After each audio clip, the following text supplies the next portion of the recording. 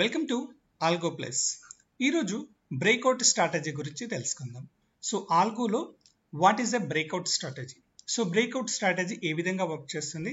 Breakout జరిగినప్పుడు మనకు options by అవుతుందా లేదా ఫ్యూచర్స్ బై అవుతాయా, ట్రేడ్ ఎలా మనకు ట్రేడింగ్ టెర్మినల్కి ఎగ్జిక్యూట్ అవుతుంది, ఇలాంటి విషయాలు ఈ వీడియోలో తెలుసుకుందాం.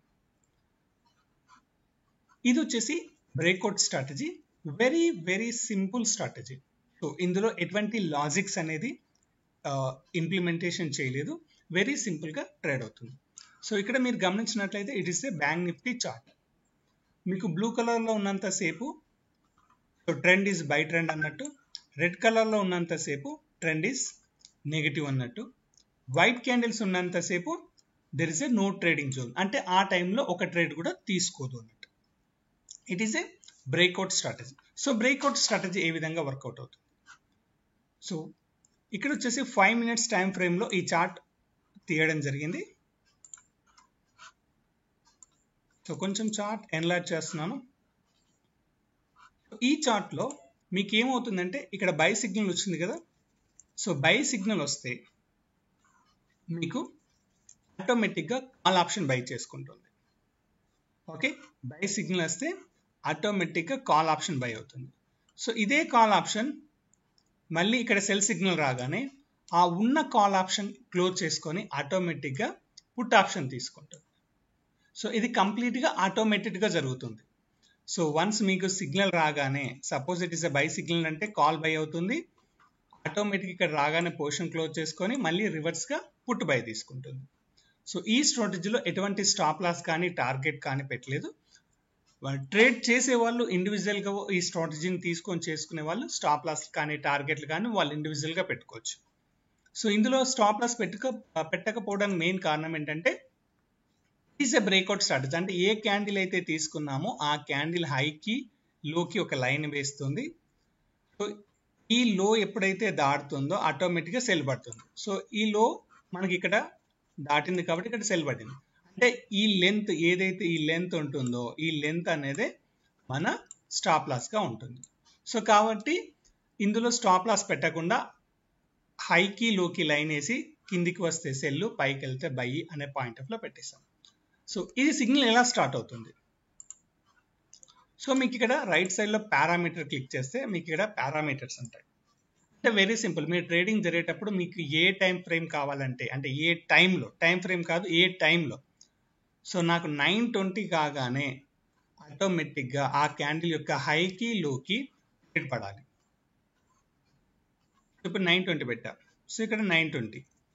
సో 9:20 యొక్క క్యాండిల్కి హైకి లోకి లైన్ వేసింది. ఎప్పుడైతే ఈ లైన్ పైన వచ్చేసి మార్కెట్ క్లోజ్ అయిందో దెన్ అప్ ట్రెండ్ తీసుకుంది. సో ఇక్కడ మీకు కలర్ చేంజ్ అయింది కాబట్టి ఇక్కడి నుంచే ట్రేడ్ పడుతుంది. ఎక్కడైతే 9:20కి క్యాండిల్ ఉందో ఆ క్యాండిల్ హై దాటగానే ఆర్ లో దాటగానే ట్రేడ్ పడదు. ఈ లైన్ పైన క్లోజ్ అయిన తర్వాతనే మనకు ట్రేడ్ తీసుకుంటుంది. సో 9:20 తర్వాత మనకు కాల్ బై అయింది. లేదు కావాలనుకుంటే పుట్టు సెల్ చేసుకోవచ్చు, లేదంటే ఫ్యూచర్ బై చేసుకోవచ్చు.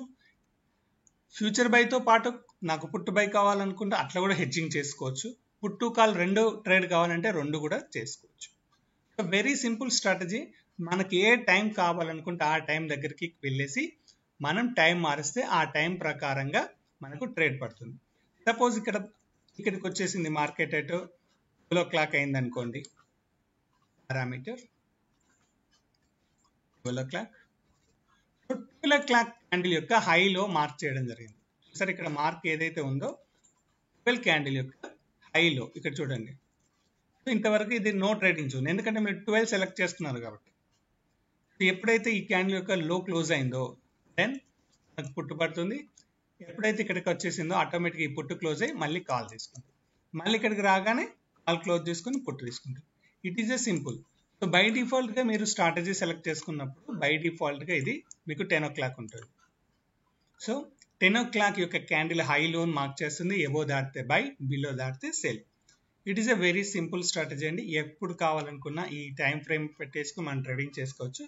మనకు నచ్చిన టైం, మనం రన్నింగ్ టైం పెట్టి కూడా మనం ట్రేడింగ్ చేసుకోవచ్చు. 5 minutes కావాలంటే 5 minutes, 1 minute కావాలంటే 1 minute, మనం ఎలా కావాలనుకుంటే అలా చేసుకోవచ్చు. మనకు ఏదైతే క్యాండిల్ హైలో ఉంటుందో అదే మనకు స్టాప్ లాస్గా ఉంటుంది. ఇప్పుడు ఇక్కడ రేంజ్లో తీసుకోండి, మనకు టైం వచ్చేసి ఇది, కానీ మనకు ట్రేడ్ ఇక్కడ తీసుకుంది. ఎందుకనంటే ఇదంతా సైడ్ వేజ్ జోన్, ఎక్కడ కూడా మీకు కింద క్లోజ్ కాలేదు. ఒకవేళ మీరు ఈ లైన్ ప్రకారంగా తీసుకొని ఉంటే, బ్రేక్ అయినప్పుడు తీసుకొని ఉంటే ఇవన్నీ మీకు ఎస్ఎల్ కానీ ట్రేడ్స్ కానీ అయి ఉండేవి. సో కంప్లీట్గా క్లోజ్ పైన తీసుకున్నాం కాబట్టి మీకు ఇక్కడికి రాగానే ట్రేడ్ అనేది జరిగింది. సో మీకు ఇందులో స్టాప్ లాస్ అంటే స్టాప్ లాస్లు, టార్గెట్ అంటే టార్గెట్లు మీరు పెట్టుకొని ఆటోమేటిక్గా ట్రేడింగ్ చేసుకోవచ్చు.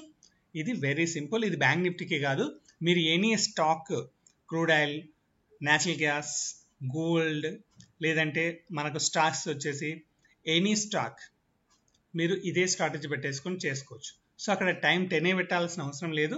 మీరు ఎక్కడ కంఫర్టబుల్ ఉంటే ఆ కంఫర్టబుల్ టైం పెట్టేసి మీరు ట్రేడింగ్ చేసుకోవచ్చు.